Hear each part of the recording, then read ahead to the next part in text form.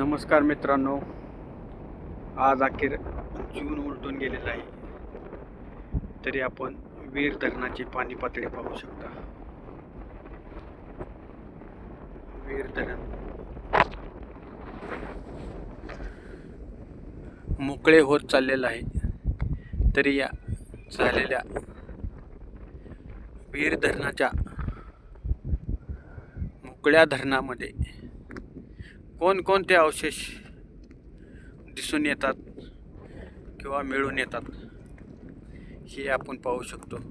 हे आहे मित्रांनो वीर धरण. पावसाच्या अभावामुळे आज आपण पाहू शकता कशा प्रकारे वीर धरण हे मोकळे पडलेलं आहे. तरी आपण पाहणार आहोत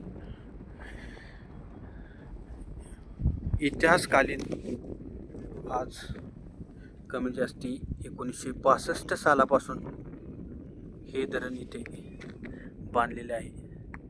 तरी आज येथील मूर्त्या वगैरे कशा आहेत ते तुम्ही पाहू शकता. या धरणामध्ये पूर्वीच्या काळातील अवशेष, देवांचे, देवतांचे, देवींचे कशा प्रकारे अवशेष दिसून येतात ते तुम्ही पाहू शकता मित्रांनो. अशा प्रकारे हे अवशेष दिसून येतात. तरी आपण आज पाहत आहोत वीर धरणाची पाणी पातळी किती खाली गेलेली आहे. खाली गेली असल्यामुळे पूर्वीच्या काळातील दगडामध्ये कोरलेले शिल्प कसे दिसून येते ते पहा.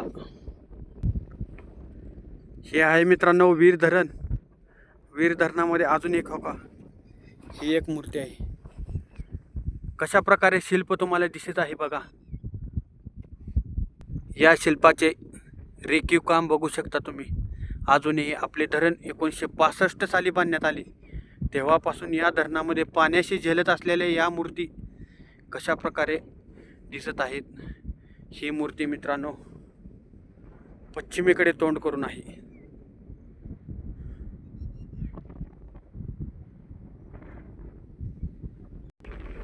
अजूनही बघणार आहे मित्रांनो आपण हे अवशेष.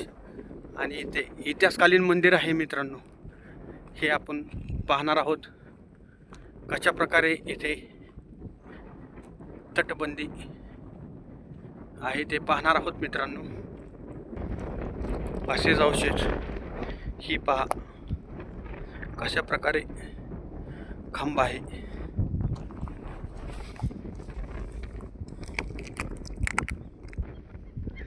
आता आपण आलेलो आहोत या खांबापाशी. कशा प्रकारे हा खांब आहे. आणि ही पहा जुन्या काळातील महादेवाची पिंड कशा प्रकारे दिसून येते.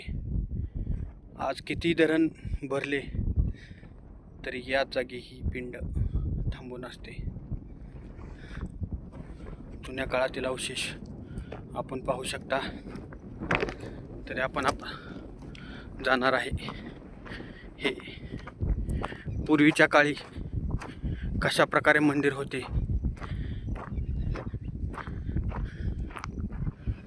हे अवशेष आणि हा निसर्गरम्य वातावरण. आणि आपण पाहू शकता पाण्याची पातळी किती आहे ते.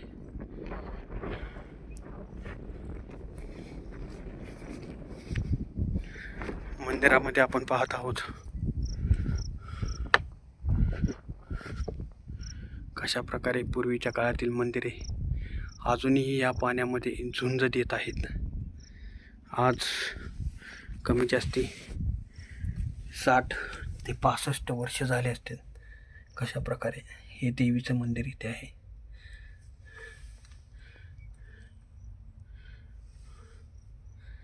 आणि शेजारी गणपती बाप्पाचं मंदिर आहे. पाहू शकता मित्रांनो तुम्ही. कधी वीर धरणावरती आला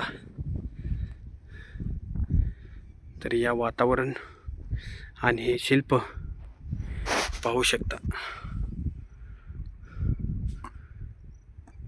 धन्यवाद.